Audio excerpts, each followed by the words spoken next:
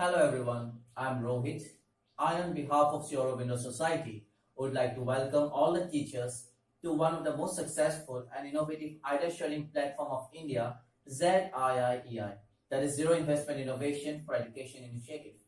Here we will be discussing about new and innovative techniques for the different lessons from our chapters, and in short, we will learn how to make the whole process of learning fun and interesting for the kids. Today, the chapter that I'll be covering is from NCERT Board Class 3. Subject is Environmental Studies, and the name of the chapter is Water or Water.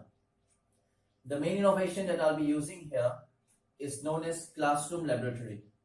The main innovation behind this idea is to give the students a hands-on experience with the things available in the classroom, converting the classroom itself into a small laboratory so that they can easily relate the things that are being taught in the lessons to the day-to-day life and get a better understanding of the things that are being taught. The duration for this activity will be one period of 40 minutes. And some of the important concepts that we'll be covering with the help of this innovation are we will learn about uses of water and how to measure water, measurements in terms of volume. Before starting the lesson, the instructor, that is we need to make some pre-arrangements. That is, we will be needing a water-based color, straw, sheet of paper, droplets, water drop, then glass of water, empty bucket, and see-through water bottles. First of all, we focus on giving the students an overview about the uses of water, and for that we initiate the class with the help of an activity that is painting with the help of straw. We tell the students that today we will be doing a very interesting activity. We will be drawing things but with the help of blowing. We divide the whole class into 6 groups. We give them sheet of paper with straw and water-based color and droppers. We give them instructions that they have to mix, first of all, mix the water-based color with water. They have to mix it. Take droplets from it with the dropper, place it in the sheet of paper, and with the help of a straw, they will blow it and draw whatever image they can draw with the help of the straw. That is known as the blow painting. Okay. Then we also tell them that every one of team member should get a chance to be a part of the activity. Once they're done with it, we give them enough time for this activity. Once they're done with it, we again gather in a classroom. We tell them, did you enjoy the activity? They might say yes. Okay, what are the things that you needed while doing the activity? They might respond, we needed water-based color, we needed straw, we needed droppers, and we needed a sheet of paper.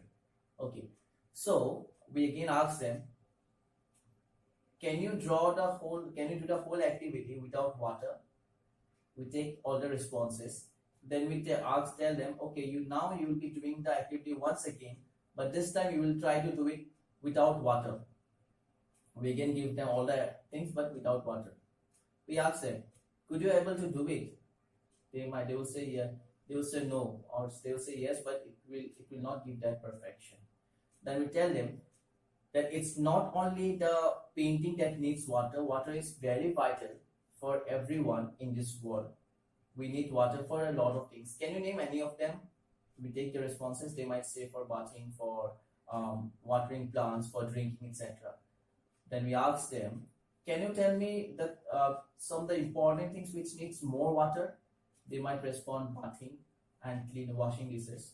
We inform them that there are many things which needs a lot of water, like cleaning, washing cars, or cleaning or watering plants, etc. And this makes water very important, very vital for everyone living this planet. Without water, no one can survive. We give them this concept with the help of this activity. Next, we focus on giving them the importance of giving them just an overview about measurement of water, how we can measure waters. For that, we take the help of the empty buckets that we have brought and the see-through bottles. We make a group of 6. We divide a class and make group of 6. So how many groups you can make? Then we give the 5 see-through bottles to 5 members of the group, and we ask the 6th member to stand near the bucket, empty bucket. The other 5 members will be collecting water in the street-flow bottles and passing it on to the 6th member.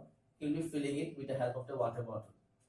And then when it's about to fill, the 6th member will have to ask the team member to stop. With the help of this activity, we also do this activity with the other students also.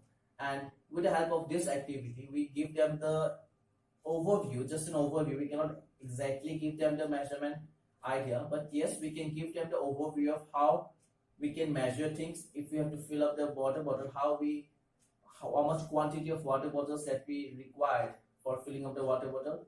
And this way, with the help of this activity, we also give them an overview of the measurement process. This way we continue with the class, giving them different concepts about water and measurement processes.